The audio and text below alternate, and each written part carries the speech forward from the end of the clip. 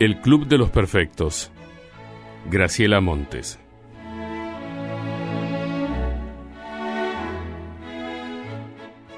Hay gente que ya está cansada de que yo cuente cosas del barrio de Florida.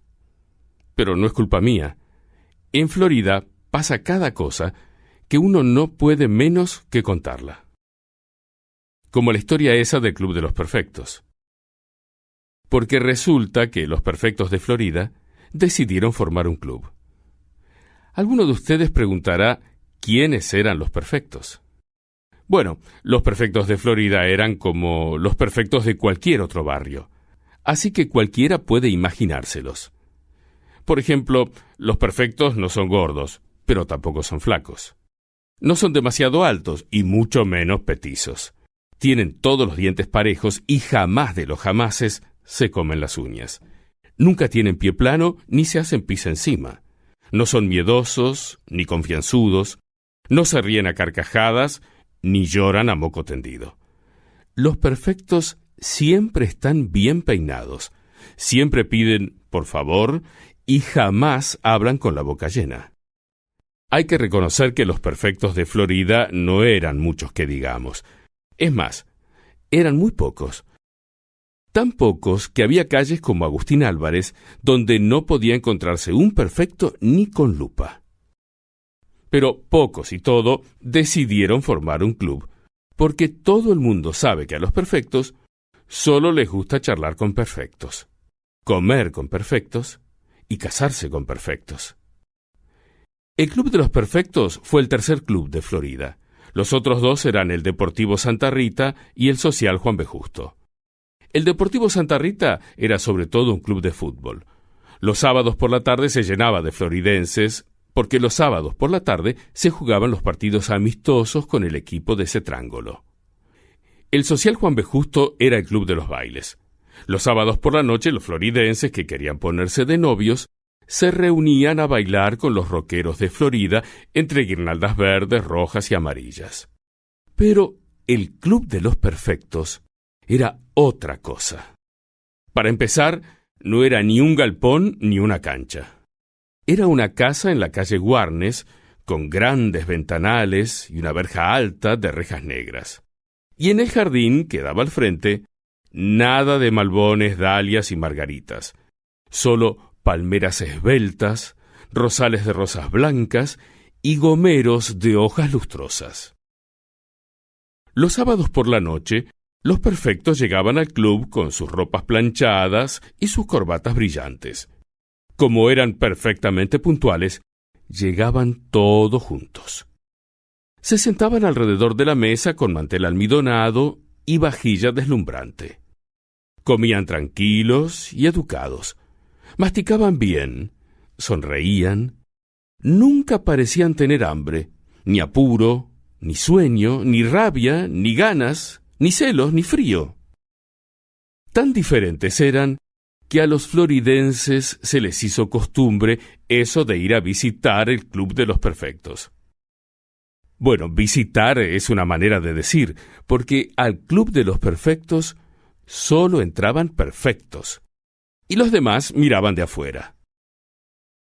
Lo cierto es que a eso de las 7 de la tarde, en cuanto terminaba el partido, los del Deportivo Santa Rita se venían en patota a la calle Warnes, y a eso de las 8, antes de ir al baile del Social Juan B. Justo, las parejas de novios pasaban por la calle Warnes para echarles una ojeadita a los perfectos. Los floridenses se apretaban todos junto a la verja. Eran un montón, pero ninguno era perfecto. Estaba doña Clementina, llena de arrugas, el nieto de don Braulio, que era un poco visco, el chico del almacén, que era petizo, Antonia, llena de pecas, y chicos que usaban aparatos en los dientes, chicos que a veces se comían las uñas, chicos que a veces se hacían pis encima, chicos con mocos, muchachos que clavaban los dientes en sándwiches de milanesa porque tenían hambre, y chicas un poco despeinadas porque había viento. Los sábados por la noche, el Club de los Perfectos estaba siempre rodeado de floridenses. Y fue por eso que, cuando pasó lo que tenía que pasar, hubo muchos que pudieron contarlo. Resulta que estaban ahí los perfectos, tan perfectos como siempre, reunidos alrededor de la mesa, perfectamente bronceados, porque era verano, y perfectamente frescos y perfumados, cuando pasó lo que tenía que pasar. Pasó una cucaracha. Una cucaracha lisita, negra, brillante, en cierto modo una cucaracha perfecta, que trepó lentamente por el mantel almidonado y empezó a caminar, perfectamente serena, por entre los platos. El primero que la vio fue un perfecto de saco blanco y corbata a rayas, perfectamente rubio. La cucaracha se acercaba pacíficamente hacia su plato.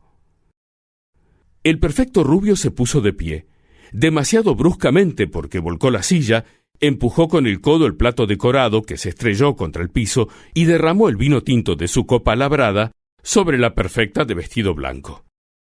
La cucaracha, entre tanto, posiblemente sorda y seguramente valiente, seguía recorriendo la mesa, desviándose sin sobresaltos cuando se le interponía algún plato. Los perfectos, en cambio, sí que parecían sobresaltados. Había algunos que se subían a las sillas y gritaban pidiendo ayuda, y otros que se comían velozmente las uñas acurrucados en los rincones. Había algunos que lloraban a moco tendido, y otros que, de puro nerviosos, se reían a carcajadas. El mantel ya no parecía el mismo, lleno como estaba de platos rotos y copas volcadas. Y serena, parsimoniosa, la manchita negra y lustrosa, proseguía su camino. Los floridenses que estaban junto a la reja al principio no entendían. Se agolpaban para ver mejor. Los de la primera fila les pasaban noticias a los de atrás. Aníbal, el relator de los partidos amistosos, se trepó a lo alto de la verja y empezó a transmitir los acontecimientos. El perfecto de la camisa a cuadros se cae de espaldas, rueda, quiere ponerse de pie, trastabilla y cae sobre la perfecta de collar de nácar. La perfecta del collar de nácar pierde la peluca, se arroja al suelo y camina en 4 patas tratando de recuperarla. El perfecto de traje azul tropieza con ella, pierde el equilibrio y se cae. Cae también su dentadura que golpea ruidosamente contra la pata de la mesa. Arrugados, despeinados, manchados y llorosos, los perfectos fueron abandonando la casa de la calle Warnes. Los floridenses los miraban salir y no podían casi reconocerlos. Algunos estaban pálidos, otros parecían viejos. Algunos, si se los miraba bien, eran francamente gordos. Y todos, uno por uno, estaban muertos de miedo. A los floridenses más burlones les daba un poco de risa.